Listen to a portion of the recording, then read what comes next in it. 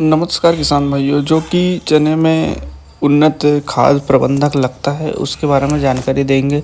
जिसमें किसान भाइयों आवश्यकता के हिसाब से चने को जो वाकई में जो खाद लगती है वह डालना बहुत ही ज़रूरी है। उससे ही आपका उत्पादन है जो अधिक से अधिक बढ़ेगा। जिसमें हम प्रति किलो एकड़ के हिसाब से बात करेंगे, जिसमें यूरिया की आवश्यकता लगती है 20 किलो, सुपर की जो लगती है 50-50 किलो की 2 कट्टी लगेगी 1 एकड़ में, जैसे कि 100 किलो लगेगी वो। उसके बाद किसान भाइयों म्यूरेट ऑफ पोटाश की बात करते हैं तो 30 किलो प्रति एकड़ के हिसाब से पोटाश लगेगी, जो कि किसान भाइयों बहुत कम डालते हैं खाद और बोलते हैं हमारा उत्पादन नहीं मिला है। उसके बाद जिंक भी आपको 6 किलो लगेगी, सल्फर लगेगी 27 किलो प्रति एकड़ के हिसाब से, 52 किलो कैल्शियम लगेगा, जो मुर्गी की बीट में ज़्यादा करके कैल्शियम आता है, मुर्गी की बीट वाली खाद आती है वो भी ले सकते हैं किसान भाइयों इसमें। उसके बाद किसान भाइयों इसमें क्या है, काफ़ी किसान भाई क्या है छोटे कम कम खाद डालते हैं। उससे क्या है कि अपनी फसल पे जो लाभ मिलना चाहिए वो नहीं मिल पाता। इसलिए किसान भाइयों आप खाद का विशेष ध्यान रखें। इनको सबको किसान भाइयों बोने से पहले के बाद में जो बतर आती है उससे पहले फेंक दे और उसके बाद कल्टीवेटर चलाकर पूरी ज़मीन में या भूमि में मिला दे अच्छी तरीके से। उसके बाद किसान भाइयों अच्छी तरीके से मिलाने से, कल्टीवेटर चलाने से ये फ़ायदा भी रहेगा, जो अवशेष उग रहे हैं, खरपतवार उग रहे हैं वो भी नष्ट हो जाएंगे। और उसके बाद जो भी हमारी आगे की क्रिया है उसको किसान भाइयों कल्टीवेटर चलाने के बाद किसान भाइयों को खेत को 1 दिन के लिए छोड़ना है, ताकि जो भी उगने वाले खरपतवार हैं वो नष्ट हो जाए। अब किसान भाइयों बीज उपचार की बात कर लें तो बीज उपचार आप धनुका का वीटावेक्स से करिए, या फिर एवर गोल्ड आता है उसका बायर कंपनी का, उससे करिए, उससे काफ़ी फ़ायदा मिलेगा। अब जो कि किसान भाइयों आप 72 गोल्ड चने की बोनी हम करने वाले हैं, जिसमें किसान भाइयों आप उसके बाद हम बात करेंगे माइक्रोराजा। इसके साथ आपको बीज उपचार करने के बाद आपको डीएपी और माइक्रोराजा मिलाकर बोना। माइक्रोराजा के किसान भाइयों फायदे बताते हैं। ये क्या है, खाद जो भी भूमि में पड़ी होती है उसको पौधों तक पहुंचाने का काम करता है।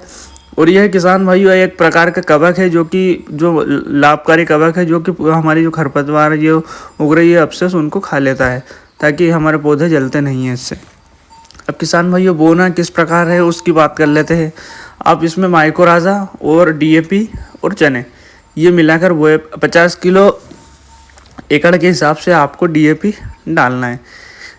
अब किसान भाइयों इसके बाद माइक्रोराजा कितना डलेगा, 5 किलो प्रति एकड़ के हिसाब से माइक्रोराजा डलेगा।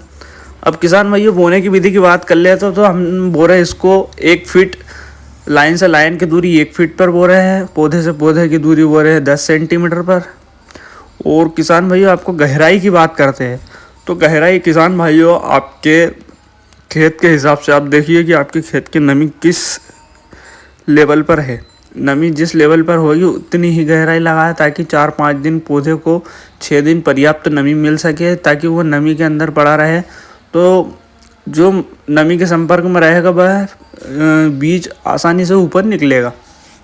और जो पौधे या बीज सूखे में पड़े हुए हैं जिनमें नमी के संपर्क में नहीं है तो वह किसान भाइयों नहीं उगेंगे वो उगेंगे आपको पहले पानी में।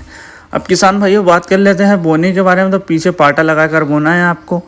बोनी हम कर रहे हैं किसान भाइयों, आपको बता दें कि इसमें प्रति किलो 50 किलो प्रति एकड़ के हिसाब से हम बीज डाल रहे हैं इसका। आपको इस प्रकार की विधि रखना है किसान भाइयों। अब देखते हैं हमारा बीज कितनी दूरी पर गिर रहा है। ये देखिए बीज उपचार वीटावेक्स धनुका का उससे किया हुआ है। उसके बाद माइक्रोराजा डीएपी ये 3 चीज़ मिली हुई है। उसके बाद किसान भाइयों हम इसको थोड़े लाइन में जो खोद के देखते हैं कि कितनी गहराई जा रही है इसकी। अभी हमारे खेत में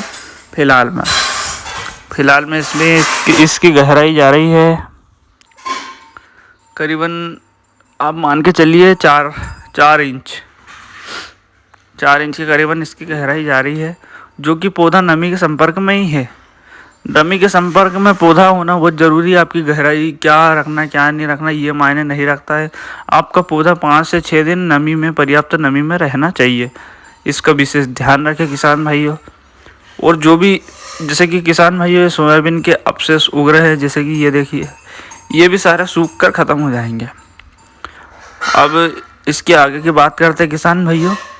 तो बहुत काफ़ी लोग इसको क्या करते हैं, बोने के बाद इसमें खंबा फेरते हैं ताकि ये अच्छी तरीके से धस जाए, ताकि इसमें फफूंद